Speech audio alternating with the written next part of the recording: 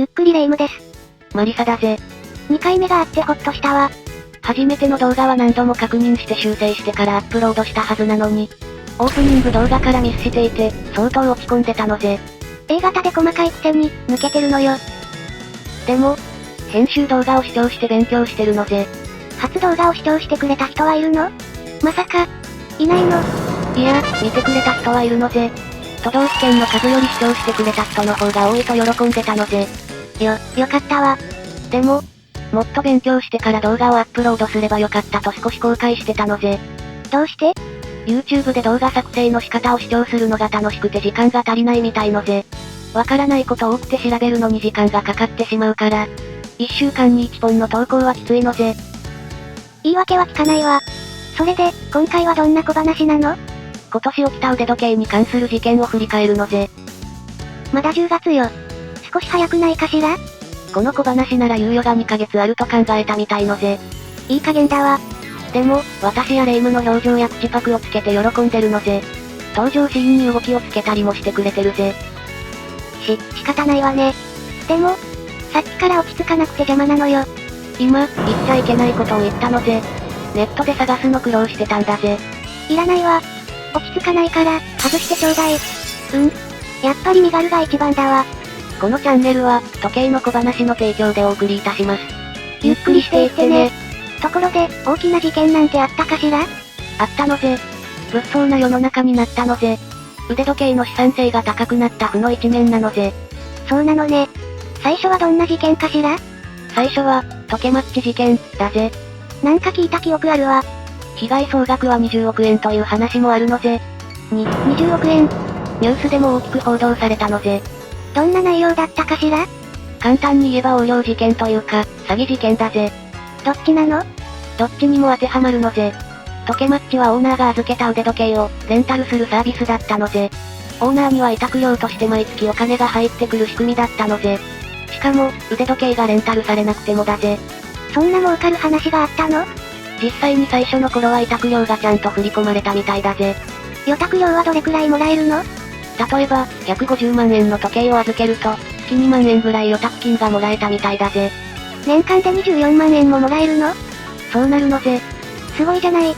仮に6年間預けてたら、購入代金が回収できる計算になるのぜ。投資として魅力的だけど少し不安ね。預けてた人も話が良すぎて不安はあったみたいだぜ。CM を流したり、雑誌にも広告を出したりしてたし、最初はお金も振り込まれてたから、不安はありつつも預けてた人は多いと思うぜ。で、どんな手口の詐欺事件なの？2024年1月31日にいきなり法人の解散と、サービスの終了を発表したのぜ。倒産ということ？簡単に言えばそうだな。預けてた時計はどうなってしまったの？6ヶ月を目安に返却の手配をする。ってことになってたのぜ。あら、よかったわね。それが預かった腕時計をレンタルせずに、古物商に売却していたらしいのぜ。詐欺じゃない。そうなのぜ。経営が苦しくなって解散したり、売ったわけではなく計画的だったのぜ。それでなぜ横領なの？法律に詳しくはないけど、財物が、他人の占有下にあるか、自分の占有下にあるか、で、前者が窃盗、後者が横領みたいなのぜ。預かっていることで占有下にあるから、横領になるみたいなのぜ。横領と盗難で違いはあるの？売られた時計が見つかった際に、盗難品か横領品かで扱いが変わるのぜ。詳しく知りたい人は自分で調べてほしいのぜ。時計マッチ事件だけで動画1本作れるけど、タイムリーな話題じゃないから需要ないぜ。事件発生当時に詳しく解説しているチャンネルがたくさんあるはずだぜ。簡単でいいからもう少し知りたいわ。盗難品の場合は売られているのが見つかれば無償で戻ってくるみたいなんだが、横領品の場合は購入した古物商も騙されて購入したことになり、買い戻さなければならない場合もあるみたいなんだぜ。そうなの？盗難届が出ている腕時計を古物商が購入した場合は責任は古物商にあるけど、盗難届が出てない段階では古物商も盗難品とわからないため被害者扱いになる。ということだと思うのぜ。腕時計を預けた人からすると大きな違いね。そうなのぜ。最初は資金繰りに困って解散したことになっているから、警察も被害届をなかなか受理してくれなかったようだぜ。どうしてなのかしら？一応、半年以内に返却する意思を見せていたからだと思うのぜ。民事不介入の原則だぜ。だから警察に相談に行っても、最初は被害届の受理にはならなかったぜ。被害者はもどかしい思いをして辛かったでしょうね。ただ、ニュースにもなって全国で警察署に相談に行く人が増えたことと、預けた腕時計が売られているのを発見する人が増えていったんだ。被害者が泣き寝入りせずに頑張ったのね。時計マッチは解散する直前までキャンペーンを実施して腕時計を集めていたんだぜ。解散する前までって変じゃない。そうなのぜ。また警察署に相談に来る人は、貸した人ばかりで借りた人はいないんだぜ。わからないわ。つまりどういうこと？貸してた実態がないんだよ。ポンジスキームの手口だったんだぜ。ポンジスキーム？簡単に言うと、氷回りを謳って投資家から出資を募る投資詐欺なんだぜ。悪質で被害者が多いことから警察も捜査を開始したけど、海外に逃亡した後だったぜ。ムカつく話ね。解散後にすぐに出国してたみたいで、6ヶ月以内に返す話も時間稼ぎだったぜ。現在も国際指名手配中で逮捕されてないぜ。早く捕まってほしいわね。最近時計マッチの話も聞かなくなったから捜査の進展がないのかもだぜ。被害者は一日たりとも忘れたりしないわよ。そう思うぜ。第2の時計マッチ事件が起きないためにも、事件を風化させないことが大事だと思うのぜ。そうね。腕時計を預けた被害者には、一刻も早く逮捕して腕時計が戻ってくるといいわね。次の事件は何？巨額詐欺事件だぜ。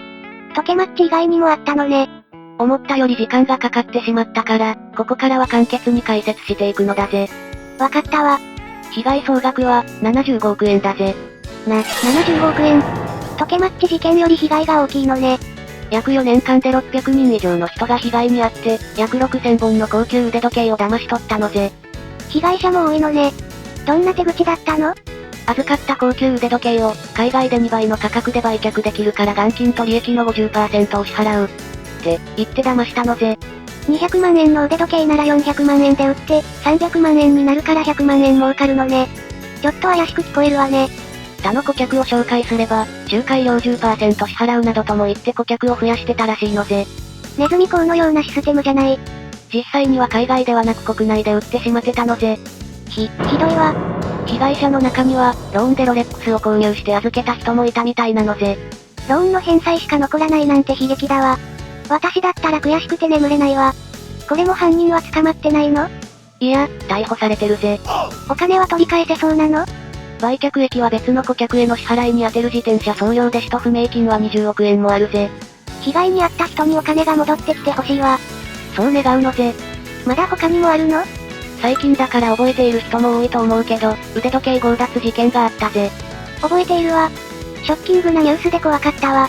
犯人は外国から強盗目的で日本にやってきたんだぜ。何よそれ？日本に入国して3日目に強盗を実行したのぜ。逮捕されたんだが、逮捕された場所は空港で最初から強盗して海外に逃げる気でいたのぜ。許せないわ。宝飾店を訪れパテックフィリップの時計が見たいと店員さんに言ってお客を装ったのぜ。パテックフィリップは、雲上ブランドとも呼ばれる世界三大時計ブランドの一つだぜ。高い腕時計なのね。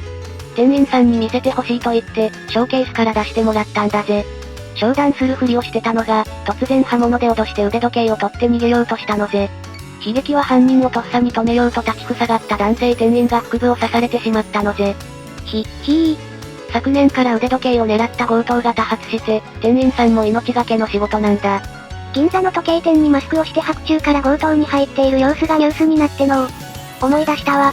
絶対に取り押さえようとか考えず、自分の身を守ることを最優先してほしいのぜ。家族や大切な人が悲しむことを忘れないでほしいのぜ。店舗のセキュリティ強化が必要よね。それもどこまで厳しくするか判断が難しいぜ。あら？どうして？安全第一で厳しくするのがいけないの？店舗も腕時計を売らなければ商売にならないだろ。インバウンド需要もあるから、海外から来る外国人のお客さんは大事だぜ。それはそうね。今回の事件になった腕時計だけど、価格が6800万円するぜ。霊夢は6800万円もする腕時計を見るだけで判断して購入できるか？それは無理ね。だろ。